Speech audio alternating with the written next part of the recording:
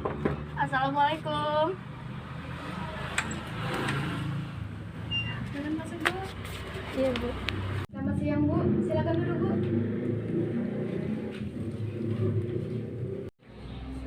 Perkenalkan, Bu, nama saya Yuken Febrianti, bisa dipanggil Yuken. Saya bekerja sebagai ahli gizi di klinik ini.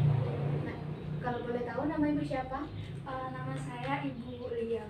Oh, sebelumnya mohon maaf saya mau bertanya, apakah ada yang bisa saya bantu? Begini, Bu, saya dapat surat dari dokter, katanya saya harus konseling gizi sama ahli gizi di sini, Bu. Oh, Ini gitu. suratnya, Bu. Saya lihat dulu ya. Baik, Bu, berdasarkan surat dari rujukan dokter ini, katanya yang menunjukkan bahwa anak Ibu diagnosis dengan penyakit anemia atau disebut dengan paru-paru basah ya.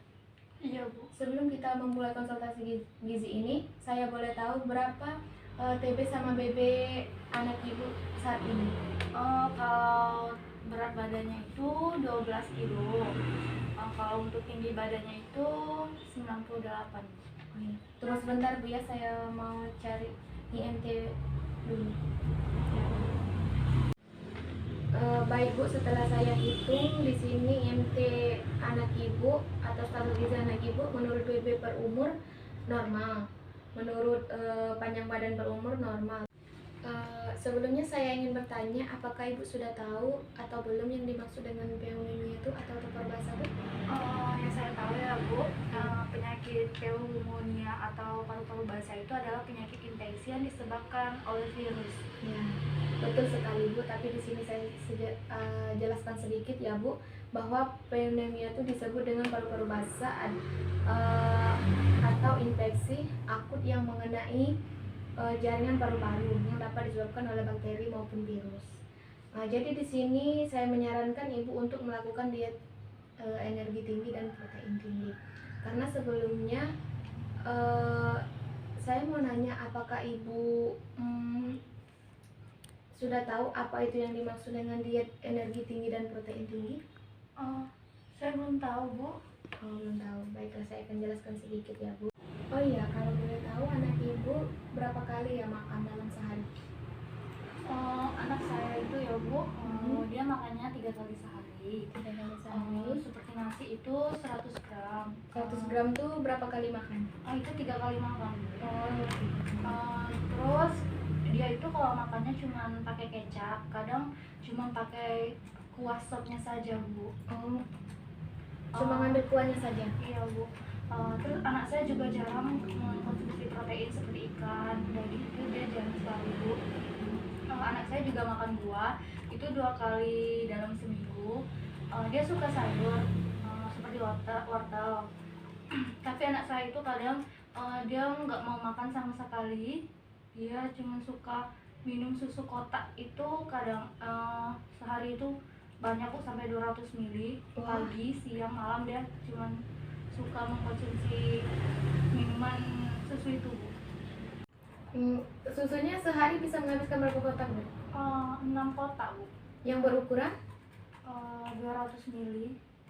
berarti dia satu kotak tuh atau kayak mana? Dia itu paginya 2 kotak, malam 2 kotak, siang 2 kotak, dan malam 200 ml, Bu. Berarti semuanya 6 ya? Iya, Bu, 6 kotak. Tunggu sebentar, Bu ya, saya hitung energi kebutuhannya dulu. Iya. Baik, Bu, setelah saya recall dari asupan anak Ibu didapat bahwa energinya 538,6 kilokalori, protein 22,1 gram, lemak 23,7 gram, dan karbohidrat 9,8 gram.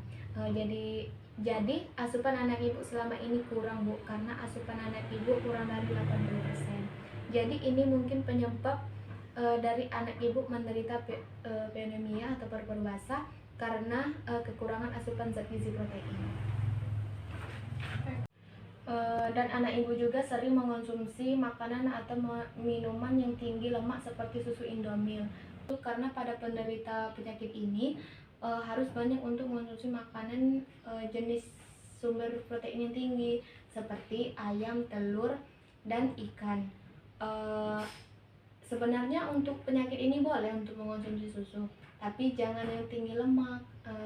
Kayak Indomie itu kan tinggi lemak, kayak UHT yang tanpa lemak tuh bisa Bu. Nah, karena untuk kebutuhan pada penyakit ini proteinnya sangat tinggi dan sangat dibutuhkan sekali. Karena fungsinya itu supaya jaringan sel-sel yang rusak pada anak ini dapat terpenuhi dengan baik. Jadi ibu harus mengurangi pemberian susu Indomil kepada anak ibu. Nah, baik Bu, di sini saya akan menjelaskan sedikit tentang diet energi tinggi dan protein tinggi.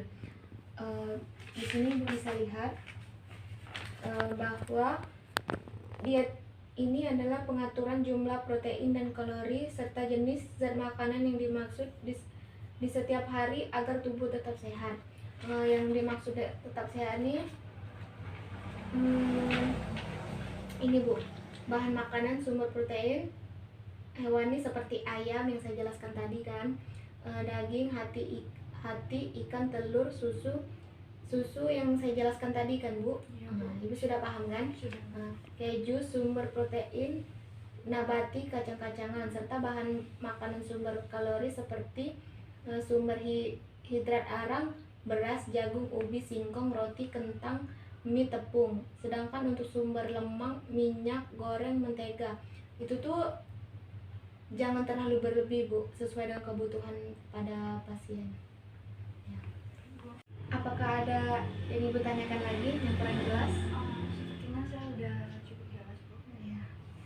Kalau misalnya kurang jelas bisa hubungi saya lagi Bu. Baik. Ya, kalau misal kurang tahu apa sumber-sumbernya kan. Mungkin konsul kita hari ini cukup sampai di sini saja ya Bu. Ya. Terima kasih Bu telah berkunjung di klinik ini. Iya, Pak. Ya.